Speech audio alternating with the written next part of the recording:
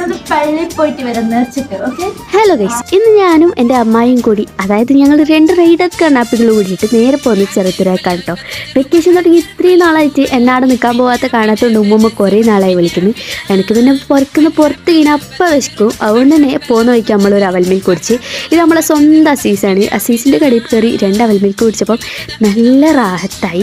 5 minute ആയിട്ടില്ലെങ്കിലും അമ്മക്ക് പിന്നെ പോകുന്നോളം വിശക്കാൻ തുടങ്ങും. അതാണ് നമ്മൾ ഏറ്റവും വലിയ പ്രത്യേകത. പോയിട്ട് ആടെത്തുമ്പോൾ തന്നെ കണി കണ്ടിട്ട് ഈ മോയം തിരിയും.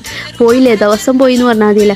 അങ്ങനെ ആടുന്ന് നേരെ അളയമാൻ്റെ അവർക്ക് പോയി. ആടെ പോകുമ്പോഴത്തേക്ക് അതിനെക്കാട്ടി വലിയ പോയത് തിന്നും കുടിക്കുകയും ചെയ്യേണ്ട പൈസയാണ് ഓളിങ്ങനെ ഓരോ ജേണൽ അത് ഇത് പറഞ്ഞ് വാങ്ങിയിട്ട് തീർക്കുന്നത്.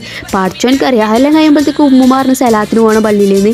അങ്ങനെ പിന്നെ സലാത്തിന് പോകാനെല്ലാം ഒഴിക്കാന്ന്. തിന്നാൻ കിട്ടുന്ന ഒരു പരിപാടിയും പഠിച്ചോൻ സഹിച്ചിട്ട് ഇപ്പം മുടക്കില്ല കേട്ടോ. ഇനി തിന്നാൻ കിട്ടുമെന്ന് പറഞ്ഞിട്ടുണ്ടെങ്കിൽ കപ്പച്ചിലേക്കാണെങ്കിലും ഇവർ വിളിച്ചാൽ വരും. അങ്ങാതിരി ടീംസാണ്. രമേശൻ്റെ കടയത്തെ യൂണിഫോം പോലെ ആകാതിരിക്കാൻ വേണ്ടിയിട്ട് പർദ്ദയെല്ലാം മാറ്റി ഇടുന്നുണ്ടായിന്. അത് കഴിഞ്ഞിട്ട് പിന്നെ ഒരു ഫ്രിഡ്ജ് ചേക്ക്.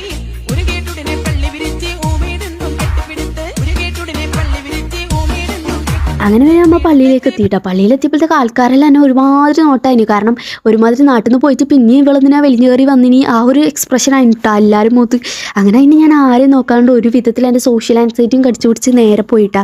പിന്നെ അതിൻ്റെ ഇടയിൽ ഉമ്മ നമ്മൾ ദാരിദ്ര്യം കണ്ടറിഞ്ഞു. ഉമ്മ പള്ളിയിലിടാൻ വേണ്ടിയിട്ട് പൈസ എല്ലാം തരുന്നുണ്ടായിന്. പിന്നെ ഇപ്പോഴുള്ള കളി പിന്നെ പേടി പറയണ്ടായിന്. ഏടെയായാലും കുടുംബശ്രീ ഇവർക്ക് മസ്റ്റായിന്. അങ്ങനെ എല്ലാം കഴിഞ്ഞ് പിന്നെ അവസാനം നമുക്ക് ചോറ് കിട്ടിയില്ല. ചോറെല്ലാം കിട്ടി പിന്നെ പെരക്കേക്ക് എത്തി നോക്കുമ്പോഴത്തേക്ക് ബീഫ് ബിരിയാണി ഉണ്ടായിരുന്നു. പിന്നെ ബീഫ് നമ്മൾ പണ്ടേ കഴിക്കൂല. അതുകൊണ്ട് തന്നെ എൻ്റെ ഡിന്നർ പറയാനുണ്ടായതിന് ഉച്ചക്കത്തെ ചിക്കൻ്റെ ചട്ടിയാന്ന് കേട്ടാ. അപ്പം അത്രയേ ഉള്ളൂ.